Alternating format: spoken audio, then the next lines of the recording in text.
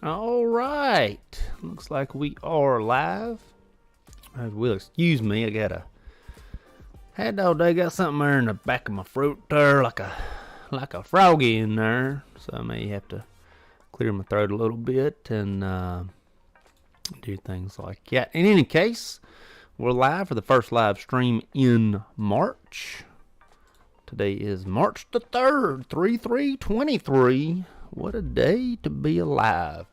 I must touch on it. I must address it. Everybody may or may not know by now that the Murdoch murder trial has come to a conclusion and that Alex Murdoch has been found guilty. Anything like me, of course he's based out of South Carolina, I'm in North Carolina. If you're anything like me, you've been following that Joker like crazy. I've been following it ever since the two boys were both alive. The girl died in the boat because I was always fascinated by, will this rich family be taken down by the girl getting killed in the boat? And it appears that this case took a lot of twists and turns that I did not think would happen. What I would love to see, this is just me, of course not even nursing related, but what I would love to see is, now that he's found guilty, I would love to see Alex sort of tell the whole story. You know, you done been found guilty. That was weird, my thing jumped there. You done been found guilty, go ahead and just tell all the truths. You know, what else you got to lose? Tell all the truths. Let's talk about the boy that got killed in the road. Let's talk about the girl that got killed on the boat. Let's talk about the nanny or housekeeper or whatever you want to call her. She has an official title, and forgive me, I don't know it. But we'll go with housekeeper. Well, tell us about the housekeeper, and then tell us about your son and your wife. I'm curious, man. I gotta know all this stuff. I would love for him to break it all down. He's not going to. He's going to try to convey his innocence, you know, until he gets some sort of second trial or something like that. So we'll never get that. Unfortunately, we'll never get that. But I've been following this family for a while. And it probably before it became national news, simply because, like I said, they're based out of South Carolina. I'm in North Carolina. So I've been following them for a while. You know, just you know, something that I had to follow. They were, you know, so stinking interesting, man. Or at least it was to me. In any case, excuse me, like I said, I got a frog in my throat today. In any case, we are here to talk about other things. Talk about all kinds of things. We could talk about the Murdoch trial if you want to. Oop, apparently, I forgot to upload my picture there. But let me copy this. And while I am here, and I'm going to change my picture. While I am here, let's discuss the Chris the Dude Nurse Facebook page. It looks something like this. I'm going to change the LPN. I'm going to wrap my name and the Dude Nurse around I might do the plus sign, you know, the red plus sign. I'm going to change that, you know, here in the next little bit. But go ahead and check out the Facebook page. You can go ahead and check it out there and, you know, check it out, be friends, hang out and whatnot. You know, it's all good. While I'm here, I'm going to go ahead and make it the full screen come back again. I'm going to go ahead and publicize that I am live on the Facebook page here. Check out the live stream. Something I did not do Saturday, whenever I went live on Saturday, which I love going live Saturday evenings. Going live Saturday evenings is the best. I get a lot more I get a lot more feedback, a lot more viewers, things like that, because you know, a lot of times on Fridays, a lot of people are still at work. A lot of people are, you know, doing things and whatnot. Excuse me.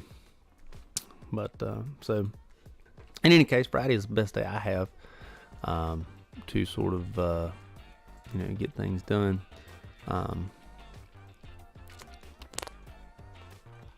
Thumbnail. Let's put our thumbnail in here. Let's do a better job of our thumbnail.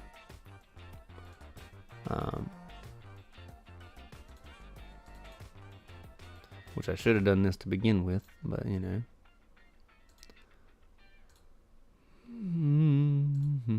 There we go. There we go. Now we're looking better. Leave up our thumbnail there. In any case,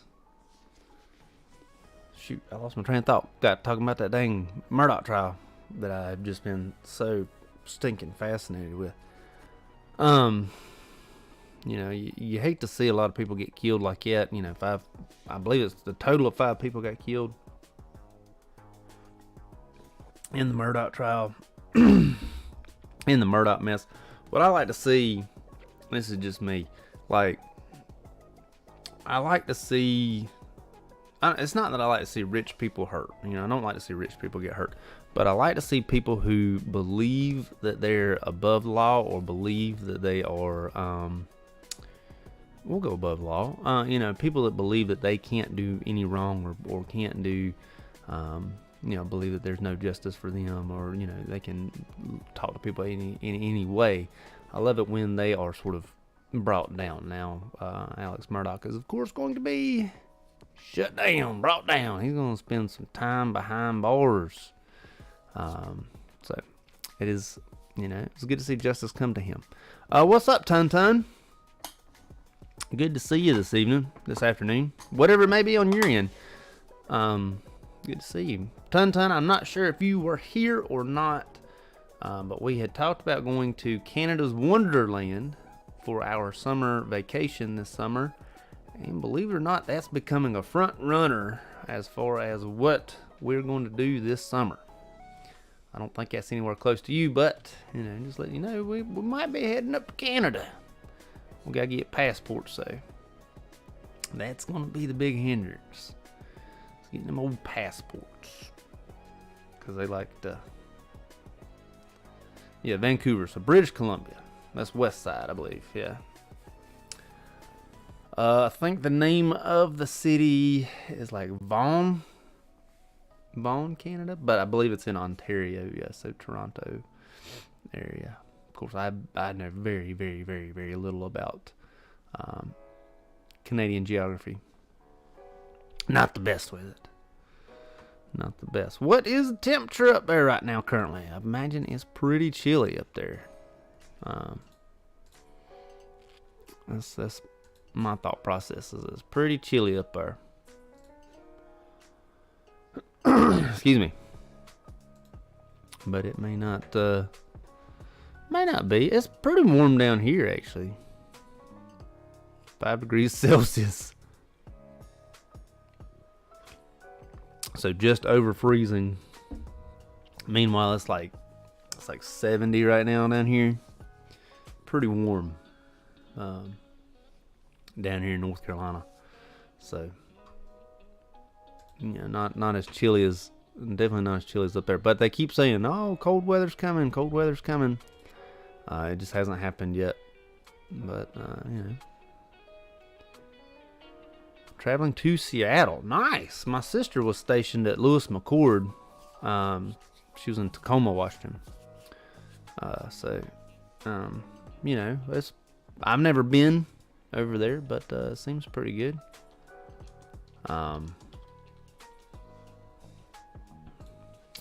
Seems pretty good. I know that I've seen pictures of it. It looks very beautiful. First time in the USA. USA. USA. You just got your Canadian passport 2 months ago. Yeah, I like to go I've tried to go to Canada. I've tried to go probably 3 or 4 times. I've never made it all the way there. Tried to get there a few times, but have yet to make it. Want to go, just haven't quite got there yet. But you know, it is a good time. I always try to go to excuse me, got the hiccups now. I always try to go to the waterfalls. What's that called? Niagara Falls. I always try to go to Niagara Falls. Okay, I will do my best to answer your question, and I will wait patiently for it. Excuse me. As I am searching for things. What do you do if the resident is having coccyx pressure wound, even though she's using a Roho cushion? How often are you turning the patient? How often does the patient get rotated? Because here policy is 2 hours. Every 2 hours they are rotated. Turning schedule, care staff turn her every 2 hours. Is there something else going on? Is there diabetes? Is there some sort of circulatory issue? Is the patient like really, really old? If you doubt they turn her, that's probably your issue. You know, if they just simply write down, yeah, we turned her, you know, that's probably your issue. Yeah, of course, the family's gonna complain to the nurse and not the aide, because you know you're the one in charge. Yeah, it's probably several different things are going on here. There's probably some sort of disease process going on that will involve circulatory issues. So diabetes be my guess. Could be some sort of obesity. I don't know how heavy this individual is. You know, when you start putting weight in different areas and you start doing things, changing around, you know, mobility, weight, things like that, those can cause issues. Wound care. How often is wound care stopping by? What is wound care doing? Is there a wet to dry? Is there a back? All of these things. Do I know Triad cream? So I don't, excuse me, I don't remember the names of all of these things. You know, there's names for all kinds of things, and probably using different stuff. I know barrier cream might be the same thing. Barrier cream basically just goes between the skin and the whatever you're going on, so there's like the tiniest little barriers, keep sort of friction down and keep things like that down. We call it barrier cream. It may be what you're calling Triad cream. Cream looks like barrier cream. All I know, I mean, it might be we might have used it before, but all I know is, you know, we call it barrier cream. And there's various like name brands of stuff.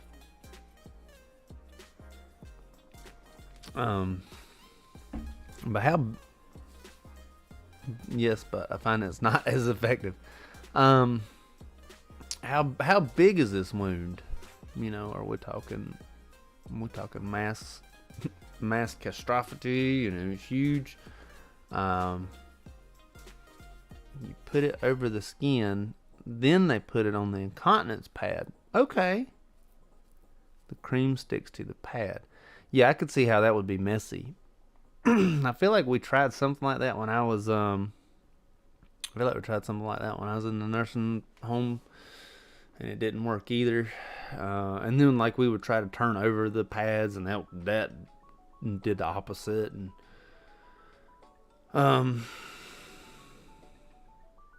put the dressing over the barrier cream. Okay. Depends on the dressing though. excuse me. If the dressing is a wet to dry, you can't do that. Of course, you would have an order for that. Yeah, I mean, there's so many different variables, so I don't know. Is this patient on oxygen at all? You need oxygen to heal. You need fluids to heal. You need protein to heal. Protein's a big one. You need to worry about all these things to heal. Probably, honestly, I don't know if the patient can or cannot, but getting up and moving them around would help more than anything. Of course, the patient has to have the ability. The patient has to have the ability to get up. If the ability isn't there, then yeah, you're not gonna have any luck. Excuse me, you're not gonna have any luck out of the patient. If the ability to get up isn't even there.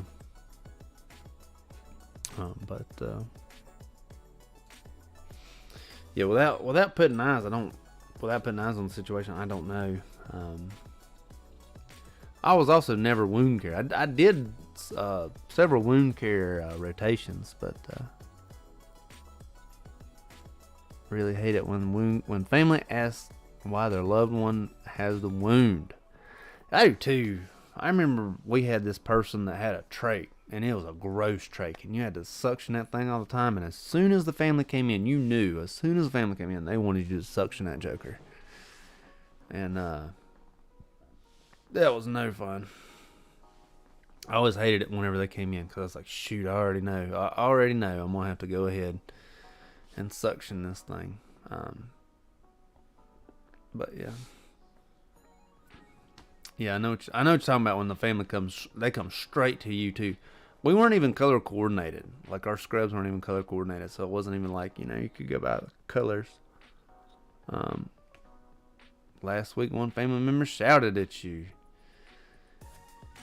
and it's aggravating, especially like if you don't see the family all the time. Like that family member came in like once in the last 7 years. You're like, bro, bro, your grandma's 104, man. She gave it. She had a good run at it. Oh no. Ooh, yeah, that's completely out of your control, and also a bummer. I hate it when something like that happens. He said he would report it to the police, and you will all go to jail. I don't. Yeah, he could get the aid, but he's not going to be able to get anybody else. The next day, the wallet was found in the pocket. Yeah, he could get the aid, but he's not going to be able to get the facility or the nurse or anything like that. Or at least here in America. I don't know Canadian law, but yeah, he's going to be sadly mistaken when he tries to get everybody to go to jail. We had a set of nursing aides, 2 of them that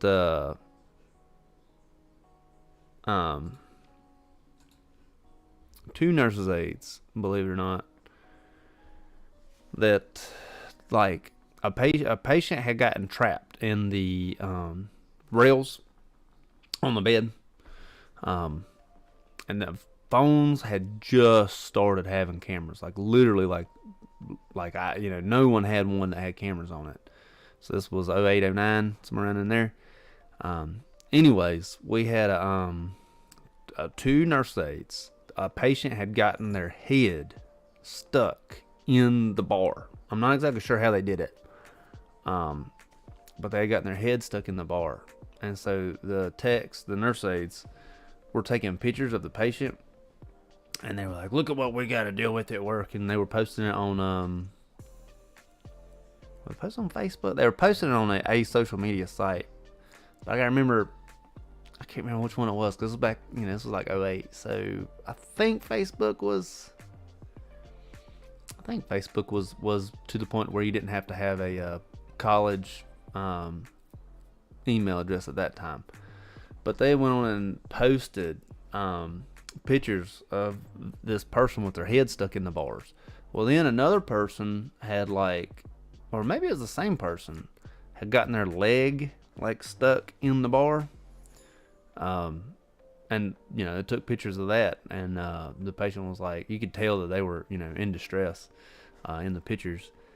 Then they were washing the patient up, and one of them was recording and the other one was washing, and they would be like, stop squirming, and the patient would squirm around, and the CNA would be like, how you make a bee sting? And then she slap his hand, slap his arm, and he'd holler, ah, he'd holler out and whatnot. And then they posted that on it might not have been Facebook, but it might have been, I don't remember, but they posted on social media.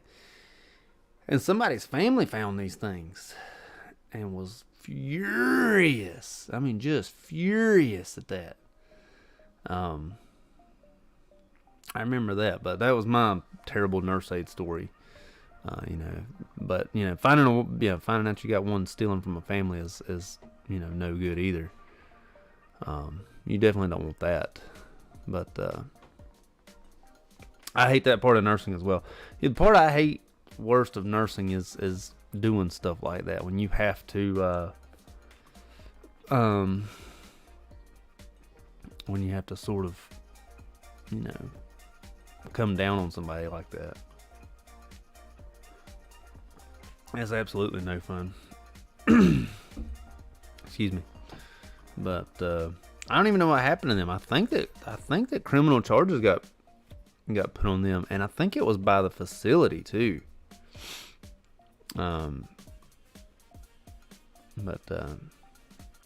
Yeah, I think the facility is actually the one that did it.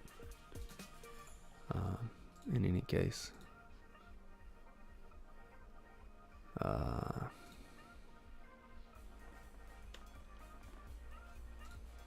what did he say? Some family member, they want their mom or dad to walk, even though the parent's not able to walk. I mean, that happens, man. They're gonna walk tomorrow. Man, I know you want, I want this to happen for you, but at this time, it's really not looking like it.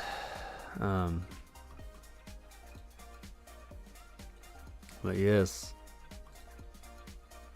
they would. Yes, I remember that too. They want them. You have to have them walking by. This and that and the other. Bro, we can't just make that happen.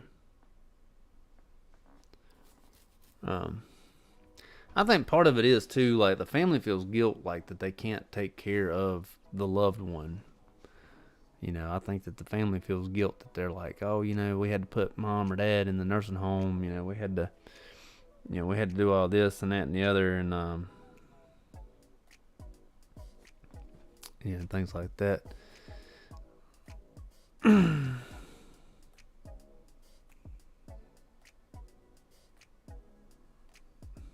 Left bruises on the nursing staff. That's no good. That's no good at all. Leaving bruises on the nursing staff. All right. Like a hematoma. Ugh.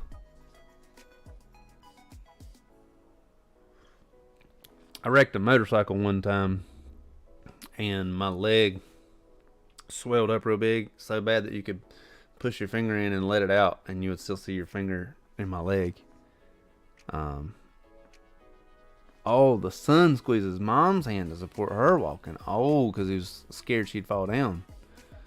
Yeah, that sounds like one of those things where they're just, they feel guilty about it, and they, they don't want to, they don't want to admit that, they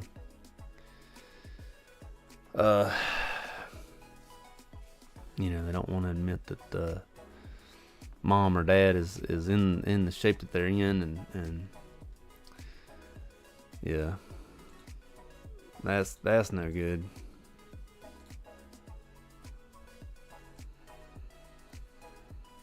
Mom doesn't need it. Man, I can't tell you how many times we've had people like, uh, it's like the roles change. It's like, my mom talked to me, or not my mom, but the patients say, "Oh, my mom talked to me like a child when I was a child. Now I get to talk to them like they're a child," and they just like really baby their parents. I see it pretty regularly actually when it happens, especially at the facility I'm at now, because the nature of the facility I'm at. I have seen. I was at a sister unit one time. I was in because I'm in substance abuse, and the child was not did not need our services, I'll say, and the mother did, and just the mean, hateful things that this child would say to their mom was terrible, and I mean it just was, but it it is what it is, but you still don't like to see it.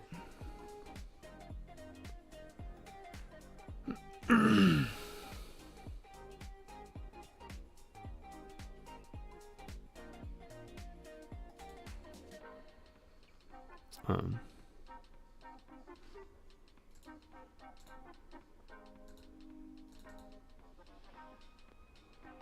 yeah, no fun seeing stuff like that.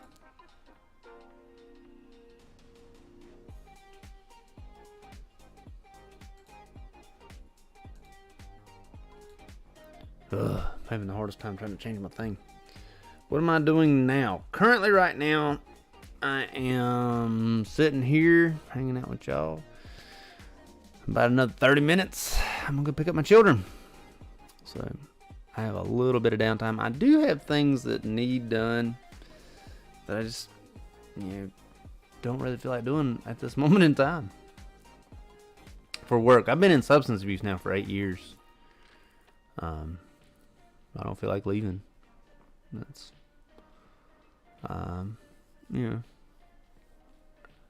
it's the as my mom would say. My mom would always say, "It's the hell you know." You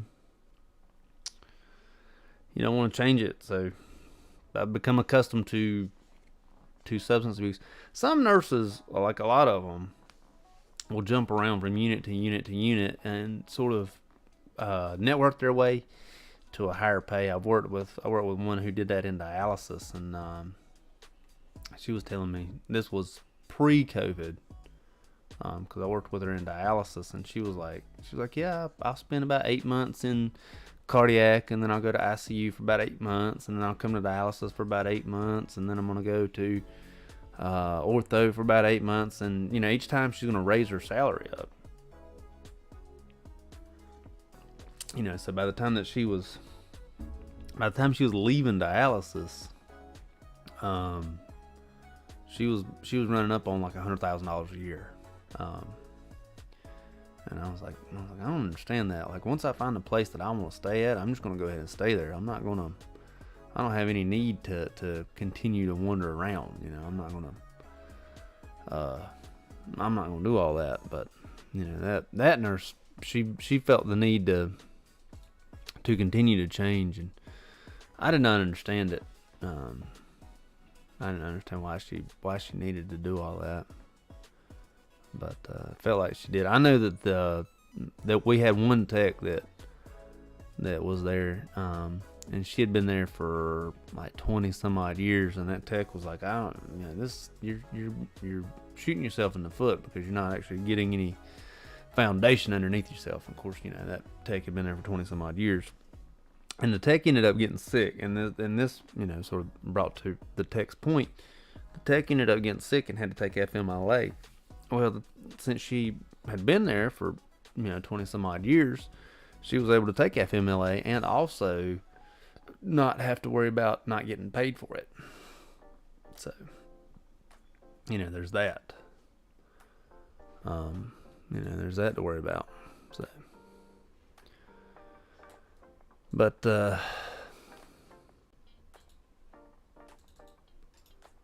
Yeah.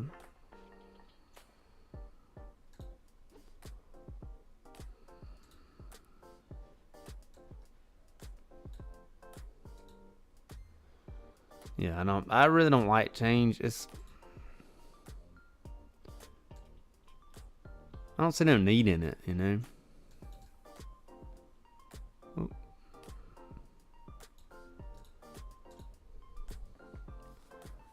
I just, once you find something you like doing, why don't you just stay there? Rather than going somewhere else, why don't you just stay where you're at?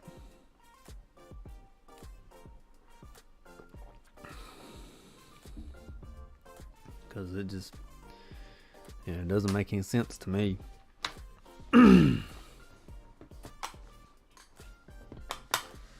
But some people don't see it that way.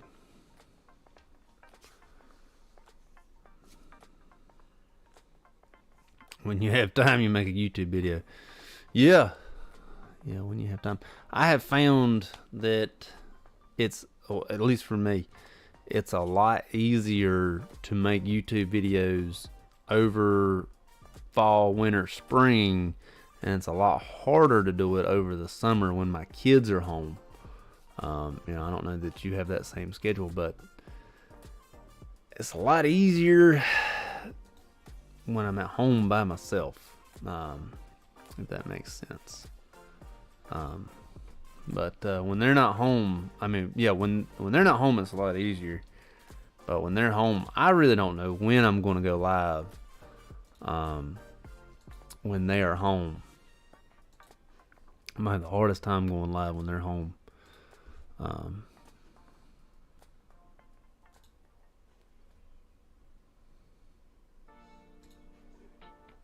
What does he say for me?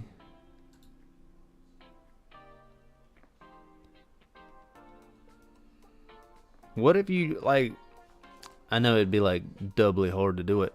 What if you did one take in English and then one take in your native language? I imagine you do earn less than a native English speaker. Or you could even have one, in your native language and then just one with a music behind it. Because I know you like to go places. You like to do the exploring thing. Let's see, when was your last video? I'm curious now.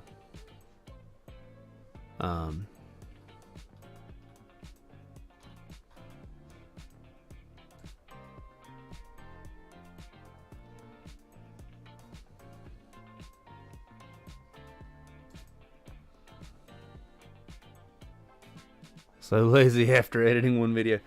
So I'll be honest with you. When I started watching your videos and I saw how quick your channel took off, that's actually when I started really trying to start editing. And most of the time I still do one takes. But that's when I really started trying to edit. And then I also started trying to do thumbnails when I started watching your videos. Because your thumbnails would be like, wow, that's pretty good, and then your video would take off like crazy. But that's what really, kept me from just doing the regular, whatever the screen is that, shows up. Because your channel just took off like quick.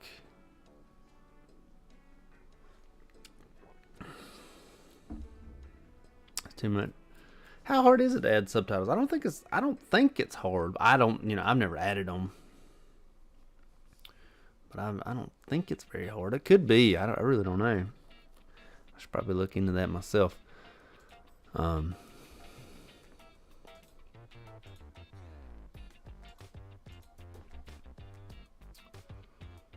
let me see.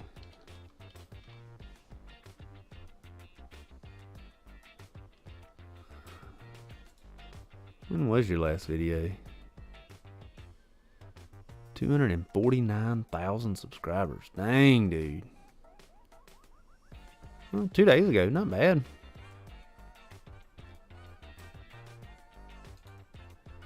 I like your green scrubs. I completely understand what you're saying. Like, once you finish editing, you feel like you're done with that video. Yeah. Do you get back and watch them, or do you, like, once you're done editing, like, you don't touch it again? That's how I do. You know, if I have to edit it once I'm done editing, I do not go back and look at it again. You know, whatever it is, that's what it's going to be. Apparently, I'm out of Kool-Aid.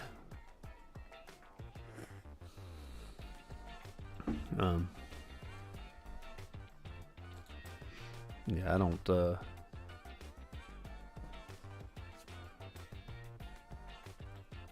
yeah, once I'm done, it's on to the next, yeah. I'm not, yeah, I'm not going back.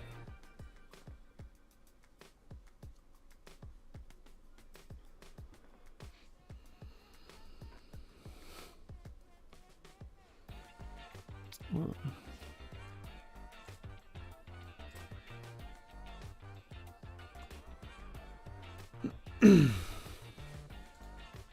me, I feel the same way.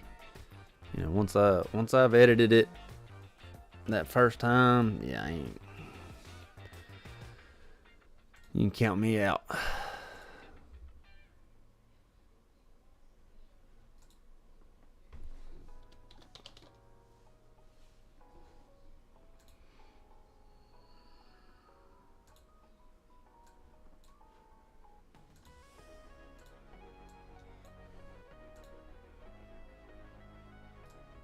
What are you doing?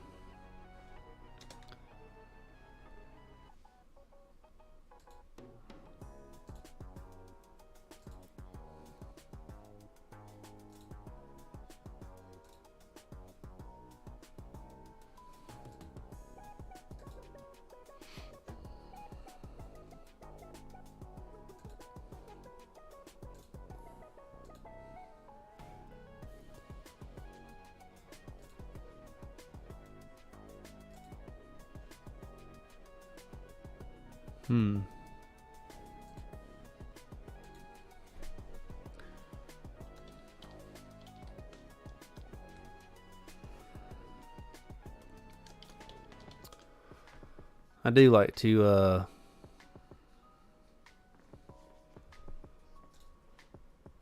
I do like to get ideas, though, from, like,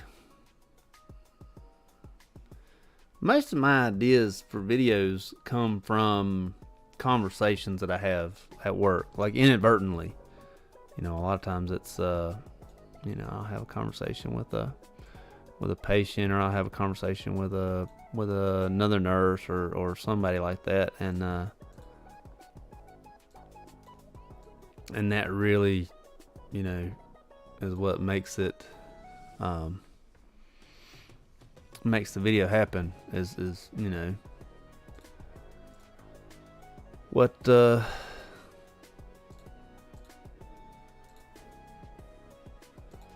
what idea comes from them is do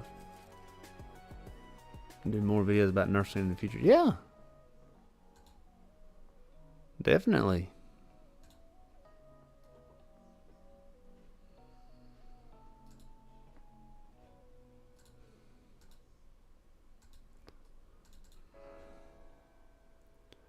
Safe injection site. So since I'm in substance abuse, I completely, if I understand correctly, completely disagree with Canada's safe injection site. Which, to my understanding, it's a safe place to shoot up drugs. It's not like you're buying drugs there and then shooting them up. You're like shooting up drugs at a place where someone can Narcan you quickly. And I completely disagree with this.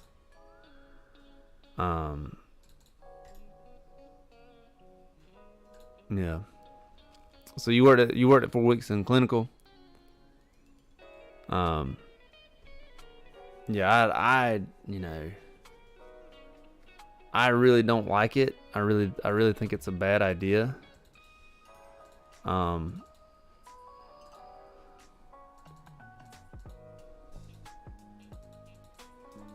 I really do think that it is a terrible idea. I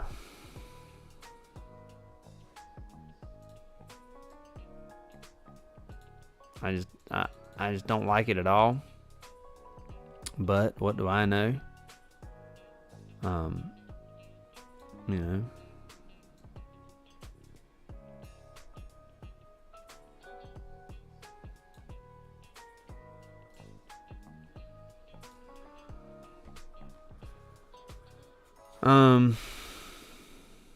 What do I disagree about? So since I'm in substance abuse, my goal in my career field, my career path, is to get someone to quit doing drugs. You know, my goal is to create not relapse, opposite of relapse, remission of drug use. To my knowledge, these safe site injection places aren't even trying to like limit down the amount of drug use. Now, if you were to tell me, I would feel better about it, but I don't think I would completely agree with it. But if you were to tell me at these safe site injections, you come in your first day, that's your max. Like you come in your first day and let's say you have 1 gram heroin. They say, all right, you have 1 gram. This is what you have for the whole day at the safe site injection. The next day you come in, they're like, all right, we need to weigh it, and it needs to weigh like 0.9 gram.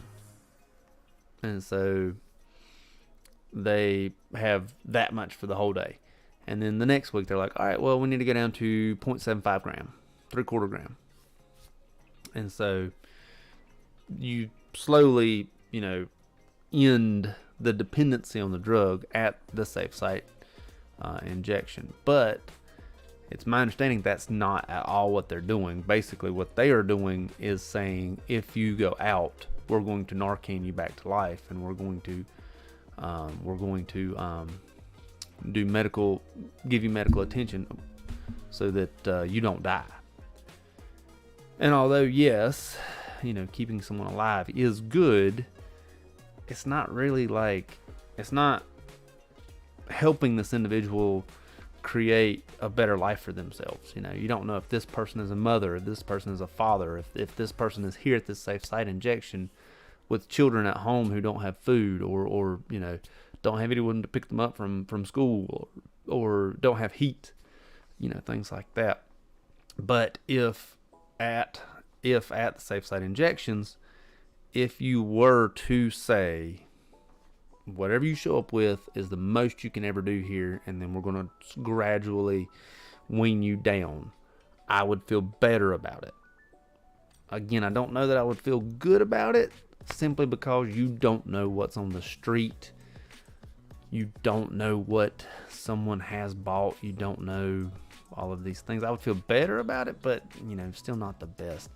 So in substance abuse, you know, like I said, my goal is to get someone to where they can raise their children, where they can hold down a job, where they can, you know, have goals and things like that. And so that's my drive, is to get people to want to raise their kids, have jobs, you know, things like that.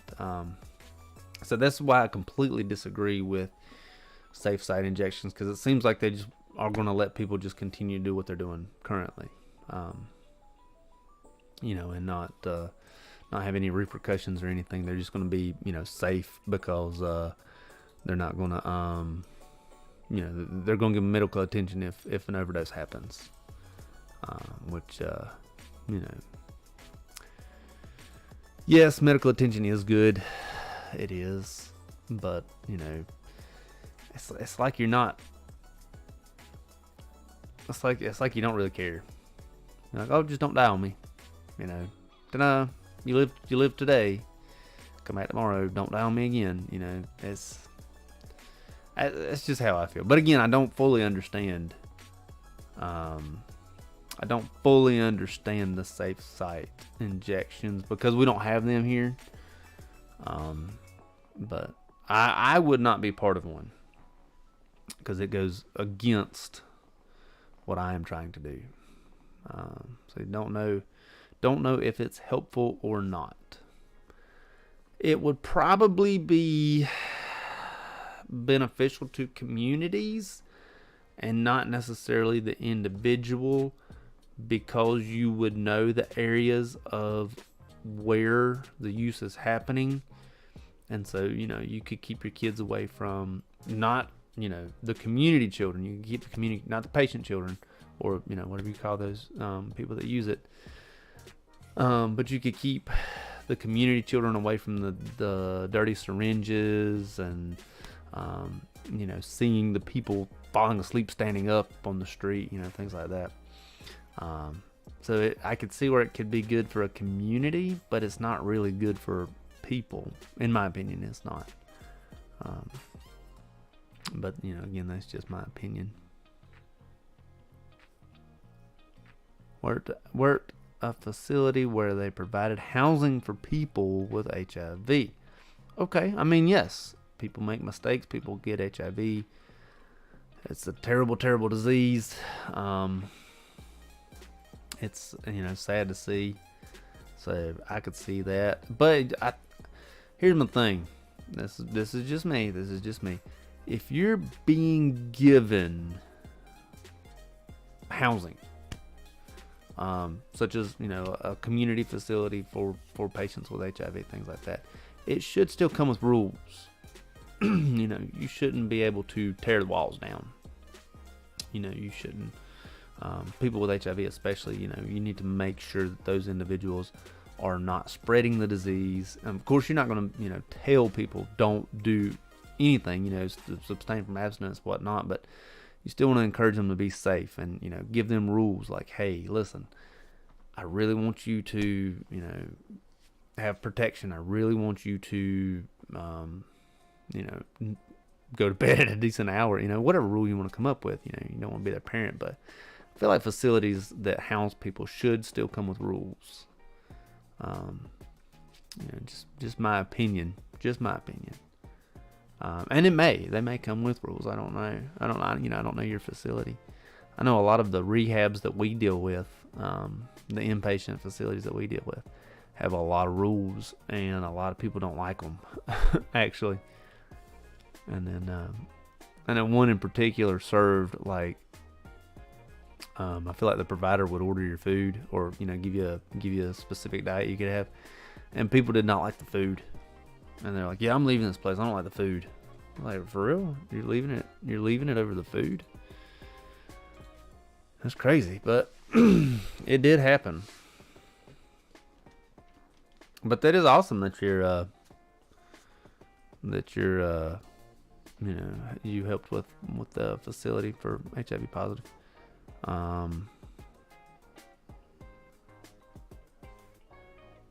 They have closed circuit TV installed in a room where they can inject drug. When they are found motionless, people will go in and get them. Wow, that just doesn't sound helpful to me. It just doesn't. Maybe it's just me, but that just sounds like it's not the best idea.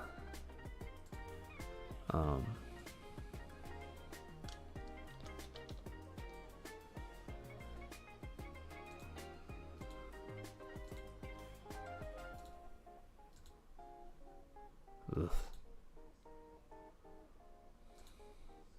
It just, why are you not doing what I need you to do?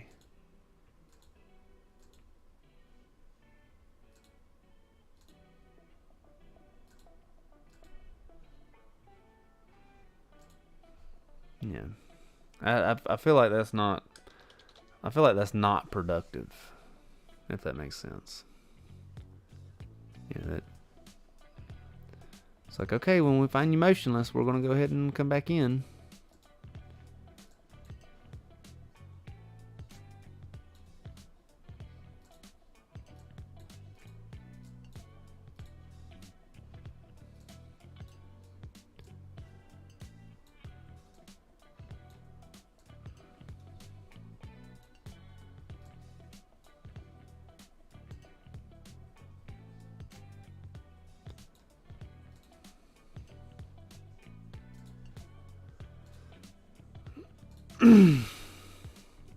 Yeah, I just don't. I don't agree with that. I don't think it's.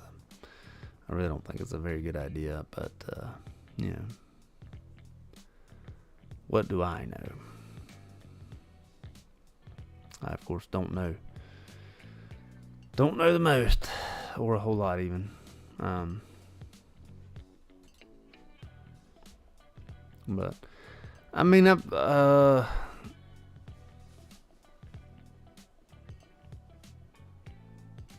what is it you call Sweden? Sweden, I think, was the first country to really deal with it. But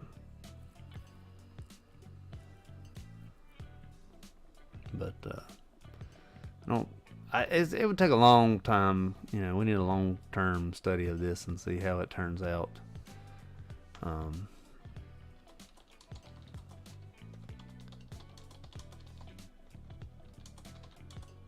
Sorry, someone has texted me.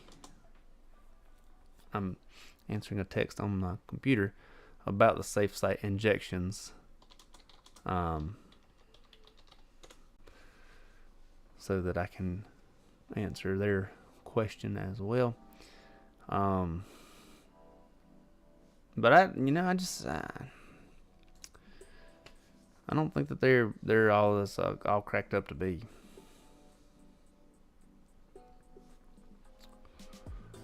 I'm gonna go ahead and give a 4-minute warning at 2:35 Eastern time. I'm gonna have to go get my kids. I'm gonna have to get off of here so I can go get my kids. So just going ahead and giving the warning. Excuse me. But good discussion. I might if I'm awake tomorrow, I might bring this up. I might bring up the safe site injection question tomorrow if I can stay awake. I work tomorrow, and when I work, it's like when you work on a Saturday, because we work every other weekend at my facility. But it's like when you work the Saturday, it's like it's so much harder to stay up. Like if I was to stay awake tonight, I would be able to do it if I didn't work tomorrow. But if I work Saturday, I can't stay up the night after. Yeah. So Ton, you work also Saturday, Sunday. Do you have like if you work Saturday, Sunday, do you have 2 set days off during the week, or do you get to pick them? Not necessarily pick them, but like is your schedule like set up where all right, this is your weekend, this is your weekend, this is your weekend, pick 2 days off during the week, for this schedule. When I was at the hospital, it was sort of like that. We did our time track 6 weeks in advance. So it would be like, you have to pick 3 weeks, 3 weekends, and if you work 3 weekends, you can pick 2 days off during the week. Oh, okay. Is it 8 hours or 12 hours?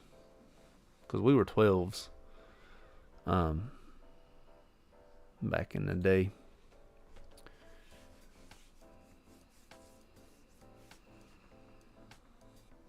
$8 hours. Okay, so 3 8 hours is 24. What's a work week in Canada? Is it still 40? Because 40-hour work week is full time here in the States. I believe the European countries is like 36. So it's just a little bit shy of us. But I don't know what it is in Canada. 40 hours. Okay, yeah. So still 40s. Yeah. And that's all right.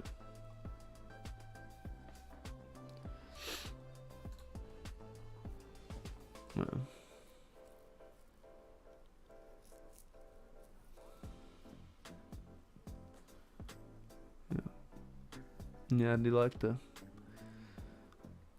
40-hour week's pretty good. Actually, I don't.